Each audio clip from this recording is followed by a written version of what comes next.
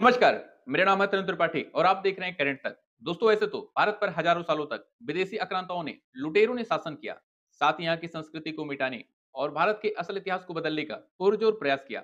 मगर यहाँ के लोगों में अपने धर्म, अपनी संस्कृति के प्रति आघात प्रेम होने के कारण ये आक्रांता पूरी तरह से अपने मंसूबों में कामयाब नहीं हो पाए थे।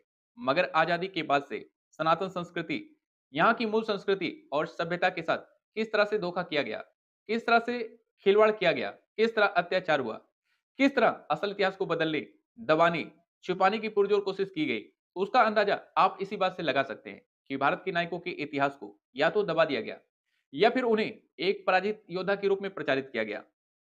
इसका सबसे बड़ा उदाहरण आप राजा सुहेलदेव और सैयद सलार मसूद गाजी को ही ले सकते हैं। सैयद सलार मसूद गाजी जो एक आक्रांता था, आताताई था, दुर्दांत राक्षस था, जिसने बड़े पैमाने पर हिंदुओं का नरसंहार किया और बड़े पैमाने पर हिंदू मंदिरों को ध्वस्त किया, जिसके लिए उसे गाजी की उपाधि मिली। गाजी यानी इस्लाम के लिए काफिरों से लड़ने वाला, काफिरों को मारने वाला। ओकरूर सैयद सलार मसूद सूफी संत हो गया और उसके नाम पर देश में कई जगहों पर मेले का आयोजन तक किया जाने लगा।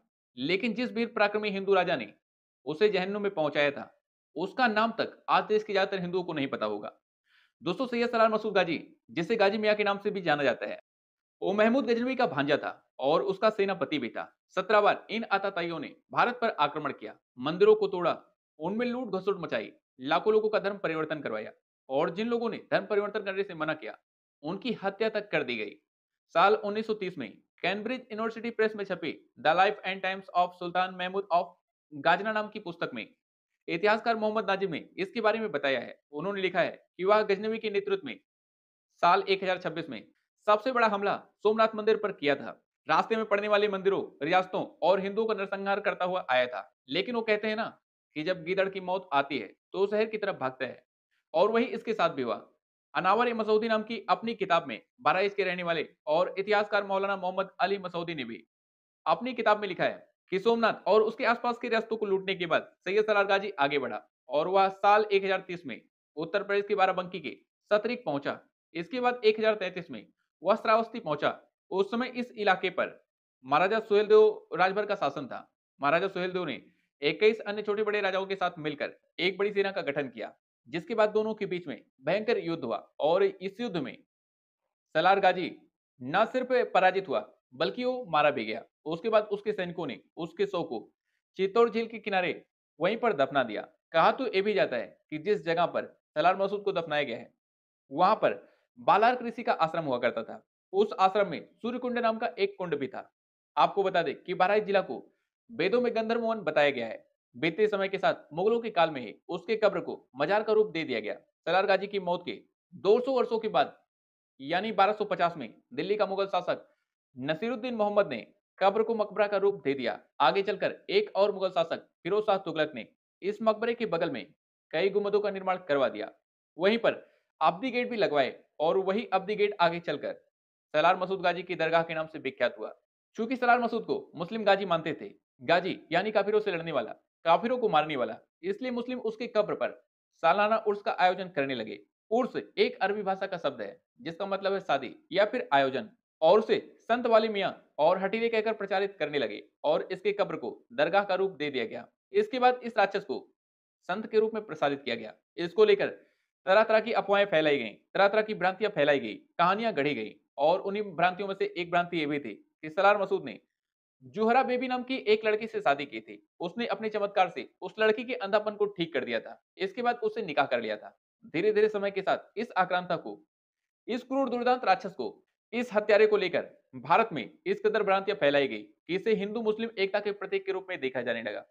इसी तरह के चमत्कार की भ्रांति, झूठी कहानियां सैयद सलार मसूद गाजी के पिता यानी अब्बू अबू सैयद सलार गाजी को लेकर भी फैलाई गई और उसे भी बूढ़े बाबा के नाम से प्रसारित कर दिया गया और उसके चमत्कारिक किस्सों की बातें कही जाने लगी। अब जरा सोचिए कि इतिहास को किस तरह से छिपाया गया, किस तरह से बदला गया कि जिस आक्रांता ने लाखों हिंदुओं का कत्ले आम किया, उनके मंदिरों को तोड़ा, उनकी बहन बेटियों का बलात्कार किया, और जिसकी वजह से उसे गाजी की उपाधि मिली, उसी आक्रांता को, उस दुर्दांत राक्षस को संत समझकर उसके कब्र पर आज हिंदू माथा टेक रहे हैं।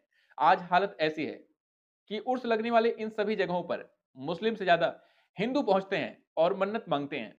तो कुछ इस तरह से एक आक्रांता को संत के रूप में प्रसारित करके उसे अवतारी पुरुष के रूप में घोषित करने की पुरजोर कोशिश की गई, जो अब तक सफल भी रही। वैसे एक बात कहूं तो आप सबको मेरी बात थोड़ी सी अटपटी लग सकती है, मगर सच तो ये है कि ये जो गंगा जमनी तहजीब की बात करने वाले हिंदू हैं, उन्होंने भारतीय संस्कृति को जितना नुकसान पहुंचाया है, उतना नुकसान तो ये मुगल आक्रांता भी नहीं पहुंचा पाए थे। हालांकि इस आक्रांता के नाम पर इस बार जब मेला लगाने की बात हुई, तो पुलिस प्रशासन ने मना कर दिया कि हम एक आक्रांता के नाम पर मेले की इजाजत नहीं दे सकते हैं। उस लुटेरे की याद में, उस हत्यारे की याद में कुछ भी नहीं होगा इस देश में। आप जाओ और परमिशन मांग चाहिए आप। ये मेला 3 दिनों तक लगता है और इस मेले के दौरान विजय का झंडा गाड़ा जाता है कि यहाँ हमने विजय हासिल की थी।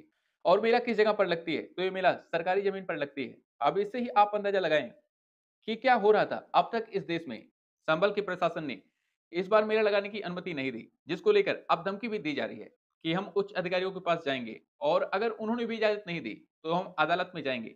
अब अदालत इसको लेकर क्या फैसला सुनाएगा, वो तो वही जाने, वो तो समय बताएगा। उसके बारे में सोचना अभी शायद ठीक नहीं होगा, मगर आज के समय में भी इन लोगों का किस तरह से मन बढ़ा हुआ है, कई बार ये सोचकर काफी हैरानी होती है कि इन लोगों में इतनी हिम्मत आती कहां से है कि एक आक्रांता, एक लुटेरे जिसने लाखों हिंदुओं का कत्लेआम करवाया, मंदिरों को तोड़ा, गैर मुसलमानों पर अत्याचार किया, उनके बहन बेटियों के साथ बलात्कार किया, उसको ये लोग संत बता रहे हैं। उसके नाम पर मेला लगाने की मांग कर रहे हैं, मेला लगाने के लिए लड़ रहे हैं कि नहीं नहीं नहीं नहीं नहीं, वो बहुत नेक दिल इंसान था, रहम दिल इंसान था। उसकी मजार पर जो लोग आकर माथा टेकते हैं और मन्नत मांगते हैं, उनका फायदा होता है। इस तरह से प्रचार करने की कोशिश किया जा रहा है। और सबसे बड़ी हैरानी की बात तो यह है कि ऐसे मेलों में, ऐसे मजारों पर सबसे ज्यादा मूर्ख हिंदू जाते हैं। इनके मजारों की मुख्य कमाई का जो सबसे बड़ा साधन है, सबसे बड़ा सोर्स है, वह मूर्ख हिंदू हैं, जिनकी पीढ़ियों का इन आक्रांताओं ने कत्लेआम किया, उनके मंदिरों को तोड़ा, लाखों हिंदुओं का जबरन धर्म परिवर्तन करवाया, जिनके घर की महिलाओं के साथ व्यभिचार किया, उनका बलात्कार किया। उसकी मजार पर आज ये मूर्ख हिंदू जाकर माथा टेकते हैं और मन्नत मांगते हैं। गंगा जमनी तहजीब और धर्मनिरपेक्षता, ये दोनों ऐसे हथियार थे जिनसे हिंदू धर्म, सनातन संस्कृति, भारतीय सभ्यता को नष्ट करने का काम किया गया। और भारत के जो असली नायक हैं, उनको खलनायक के रूप में पेश करना या फिर पराजित योद्धा के रूप में प्रचारित करना, ये इनका काम था। और एक काम धड़ल्ले से चला आ रहा था। और इसमें सबसे बड़ा सहायक प्रशासन था। सारी की सारी पार्टियां वही काम कर रही थी, किसी ने हिम्मत नहीं दिखाई।